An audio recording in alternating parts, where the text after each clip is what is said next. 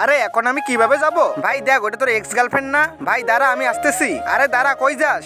শোনো, আরে তুই আমার কলোনিতে কি করতেছস? আরে আমি তো এখানে ঘর নিয়েছি, আর তুমি না মনে করে তোমাকে আমি ছেড়ে দেই? আরে আমি হেঁটে চলে যাব, তবুও তোর সাথে যাব না। চল যা এখান থেকে। ঠিক আছে, একে তো উচিত শিক্ষা দিতে হবে। ওই তো শোনো, অনেক রাত হয়েছে, গাড়িতে ওঠো, আমি ছেড়ে দিতেছি। ঠিক আছে, এত রিকোয়েস্ট করতেছো, ঠিক আছে ছেড়ে দাও। হ্যাঁ উঠে পড়ো। আজকে তো তার এক্স গার্লফ্রেন্ডের 12টা বাজাবে। এটা কোথায়? এই রাস্তা দিয়ে তো আমাদের বাড়ি না।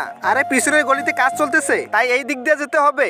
আচ্ছা চলো, ঠিক আছে। ওই মনে হইতেছে গাড়ির চাকার টায়ার পাঞ্চার হয়ে গেছে, যাও চেক করো। আচ্ছা চেক করতেছি। হ্যাঁ ঠিক আছে, যাও, এই তো লাগিয়ে দিলাম। আরে রাজু, এটা কি করলে? তুই বললি না গাড়িতে যাবি না, হেঁটে যাবি, যা এখন হেঁটে। তোর উপর তো আমার আগে থেকেই ভরসা নেই। তুই চলে যা, আমি একাই চলে যাবো। তার আগে তুমি যদি আল্লাহর এই ছবিটিকে মন থেকে ভালোবেসে থাকো, তাহলে ভিডিওতে লাইক দিয়ে চ্যানেলটিকে সাবস্ক্রাইব করে দিও এবং কমেন্টে আল্লাহ লিখে দিও।